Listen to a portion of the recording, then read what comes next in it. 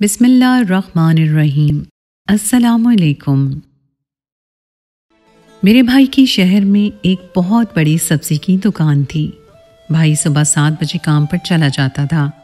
जैसे ही भाई काम पर चला जाता तो भाभी उसी वक्त घर से निकल जाती और शाम को भाई के आने से आधा घंटा पहले घर में आती। मैं भाभी की इस हरकत से बहुत हैरान थी कि आखिर वो कहाँ जाती है। मैं भाभी के पीछे भी नहीं जा सकती थी क्योंकि मैं कम उम्र और जवान थी और जवान लड़कियों का आज के माशरे में बाहर निकलना खतरे से खाली नहीं होता। भाभी ऐसा कई महीनों से करती आ रही थी लेकिन भाई को कोई भी खबर नहीं थी। मैंने कई बार सोचा कि भाई को इस बारे में बता दूं, लेकिन मेरी हिम्मत ही नहीं हुई क्योंकि भाई भाभी से बहुत प्यार करते थे। वो मेरी बात पर कभी भी यकीन नहीं करते। भाभी शाम को आई थी तो उनके दुपट्टे में कोई चीज़ बांधी हुई होती जिसको छुपाकर अपने कमरे में चली जाती। इस बात ने तो मुझे सोचने पर मजबूर कर दिया कि आखिर ऐसी क्या चीज़ है जो भाभी छुपा कर अपने कमरे में हर रोज़ ले जाती है। मेरे अंदर एक तजस्सुस पैदा हो गया कि मैं इस राज का पता लगा कर ही रहूंगी। आखिर भाभी जाती कहाँ हैं और दुपट्टे में क्या चीज़ छुपा कर लाती हैं। लेकिन आज भाभी बाहर नहीं गई थी और सारा दिन अंदर से दरवाज़ा बंद करके बैठी हुई थी। जब कई घंटों तक बाहर ना आई तो मैंने सोचा भाभी से पूछती हूँ कहीं उनकी तबीयत ख़राब तो नहीं। मैंने जैसे ही दरवाज़ा खटखटाया तो अंदर से घबराई हुई आवाज़ में जवाब आया, साइमा मेरी तबीयत ठीक नहीं है, मुझे आराम करने दो और दोबारा दरवाज़ा मत खटखटाना। भाभी की इस बात ने तो मुझे परेशान करके रख दिया कि आखिर ऐसी क्या वजह है कि भाभी दरवाज़ा ही नहीं खोल रही। खैर मैं चुप करके बैठ गई और फिर कुछ घंटों के बाद भाभी ने दरवाज़ा खोला और फिर किचन में जाकर खाना बनाने लगी। भाई भी घर आ गए तो भाभी ने भाई को खाना दिया और फिर अपने कमरे में चले गए और मैं अपने कमरे में चली गई। अगले दिन मामूल के मुताबिक सब उठे तो मैंने देखा आज भाई बहुत खुश नज़र आ रहे थे। नाश्ता करने के बाद भाई काम पर चले गए। आज फिर भाभी ने दरवाज़ा बंद कर लिया। मैंने दरवाज़ा खटखटाना चाहा तो मुझे कल वाली बात याद आ गई। मैं घर के काम करने में मसरूफ़ हो गई। मैंने बहुत सारे कपड़े धोए, फिर बर्तन धोए। उसके बाद मैं जब फ्री हुई तो सोचने लगी कि मुझे देखना चाहिए आखिर भाभी अंदर कमरे में क्या करती हैं। चूँकि दरवाज़ा बंद था इसलिए दरवाजे से तो मैं देख नहीं सकती थी, लेकिन दरवाजे के ऊपर रोशनदान लगा हुआ था, वहाँ से मैं सब कुछ देख सकती थी। मैं अपने कमरे से एक स्टूल उठाकर लाई जिसके ऊपर चढ़कर मैंने देखा तो मेरे ऊपर तो जैसे क़यामत टूट पड़ी। मुझे यकीन नहीं आ रहा था कि जो मैं अपनी आंखों से देख रही हूँ वो सच है। भाभी अपने पेट के ऊपर। मेरा नाम साइमा है। मैं अपने भाई और भाभी के साथ अलग घर में रहती थी। भाभी मेरी सहेली थी जो मेरा हर चीज़ का ख्याल रखती थी। सबसे पहले मैं आपको अपनी फैमिली का तारुफ करवाती हूँ। हमारी फैमिली में कुल 5 अफराद थे। मेरे 2 भाई जिनमें एक मुझसे बड़ा और एक मुझसे छोटा था। अम्मा और अब्बा हैं। मेरे वालिद साहब एक स्कूल में चपड़ासी की नौकरी करते थे। वालिद की इतनी ज़्यादा तनख्वाह तो नहीं थी, लेकिन अल्लाह का शुक्र है घर का खर्चा अच्छे से निकल जाता था। मेरे बड़े भाई की शहर में एक सब्जी की दुकान थी, जबकि मेरा छोटा भाई उस वक्त 10 साल का था। हमारे घर 2 कमरों पर मुश्तमिल था जिसकी कच्ची छत थी। जब भी ज़ोरदार बारिश होती तो अक्सर छत से पानी कमरे में आने लगता। मेरे वालिद साहब जो कि सरकारी स्कूल में चपड़ासी थे, उनको पेंशन मिली तो हमने नया घर बनाया। ज़िंदगी बहुत हंसी खुशी से गुजर रही थी कि अचानक हमारे घर में एक क़यामत टूट पड़ी जब मेरे छोटे भाई का इंतकाल हो गया। छोटे भाई के दिल में छेद था।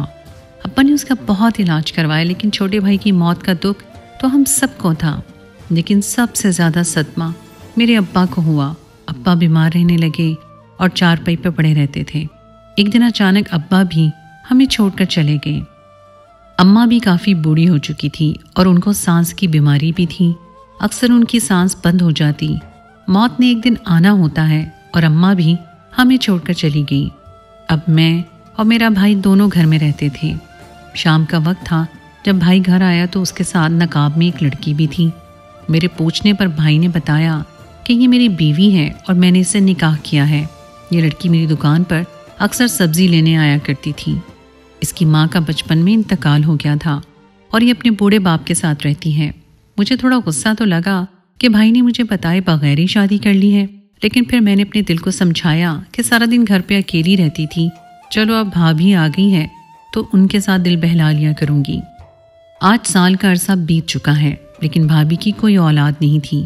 भाभी को बच्चे बहुत पसंद थे। वो दूसरों के बच्चों को बड़ी हसरत से देखा करती थी और अक्सर दूसरों के बच्चों को अपनी गोद में उठा लिया करती थी। मैं भी अपने घर में बच्चों को देखना चाहती थी, बच्चों की चहल पहल, बच्चों की आवाज़ें, उनके साथ खेलना, लेकिन हम सब बहुत मायूस थे। भाई ने भाभी का और अपना बहुत से डॉक्टरों से इलाज करवाया, लेकिन कोई फ़र्क ना पड़ा। किसी ने हमें मज़ार शरीफ में जाने का मशवरा दिया, किसी ने हकीम के पास जाने का। मैं भाभी के साथ मज़ार पर भी जाती थी, लेकिन वो अकेली होती थी। भाई तो काम पर चले जाते थे, लिहाजा भाभी के साथ मैं काफ़ी मज़ारों पर जाती थी। फलां चीज़ें गरीबों में तकसीम करती, लेकिन इससे भी नतीजा हासिल नहीं हुआ। लिहाजा काफ़ी महीने इसी तरह जाते रहे। फिर उससे भी भाभी मायूस हो गई। भाभी ने बहुत कोशिश की थी। एक दिन हम दोनों घर पर बैठी हुई थी कि अचानक हमारे मोहल्ले की एक औरत हमारे घर आ गई। उस औरत ने भाभी को किसी हकीम के पास जाने का मशवरा दिया। अगले रोज़ मैं और भाभी फिर उस हकीम के पास चली गई और उसने भाभी को कुछ दवाइयाँ बना कर दी और दोनों मियाँ बीवी को खाने का मशवरा दिया।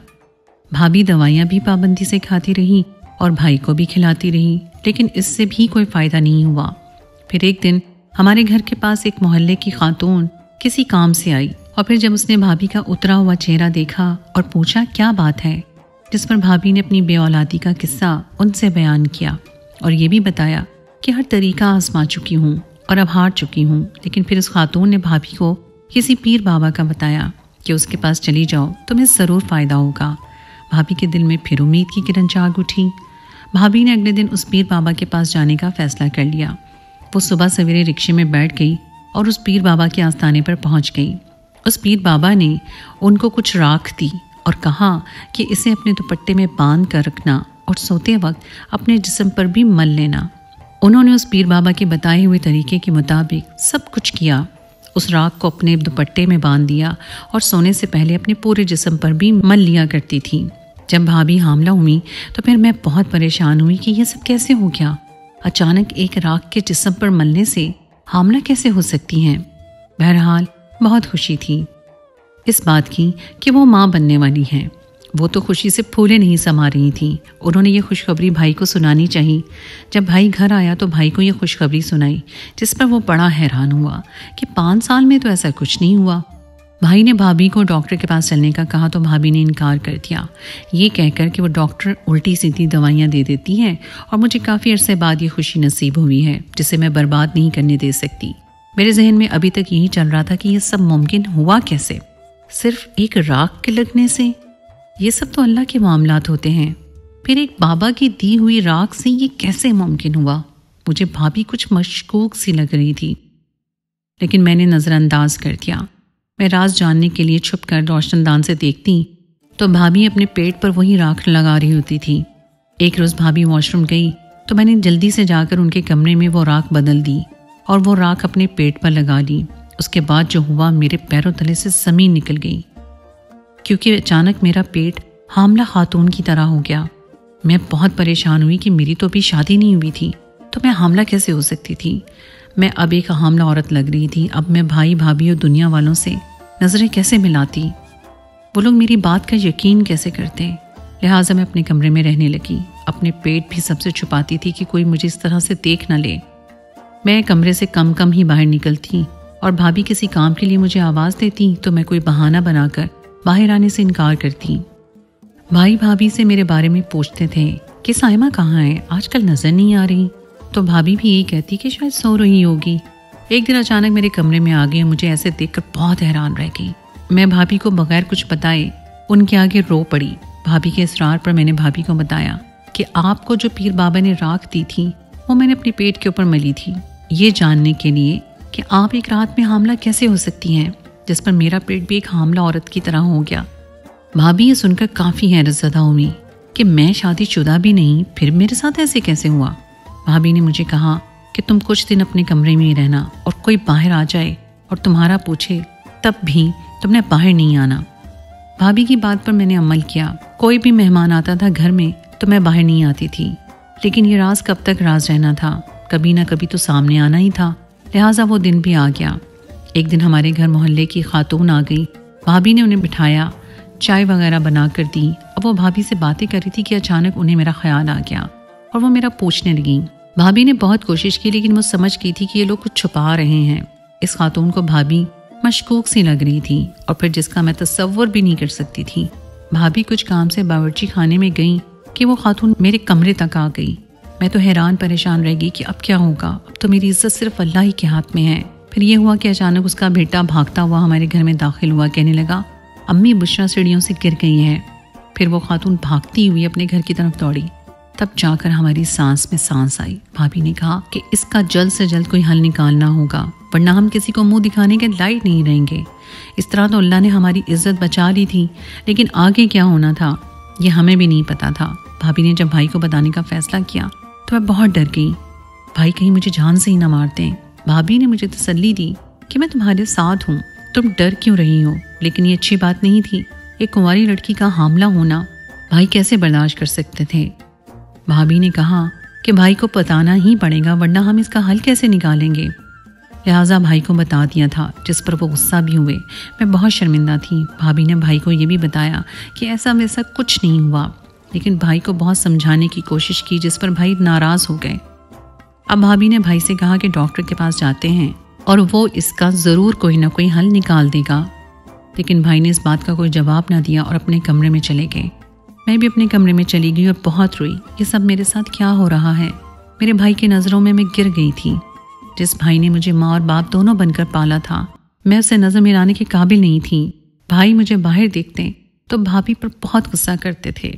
इससे कहो कि अपने कमरे से न निकला करे, मैं इसकी शक्ल तक नहीं देखना चाहता।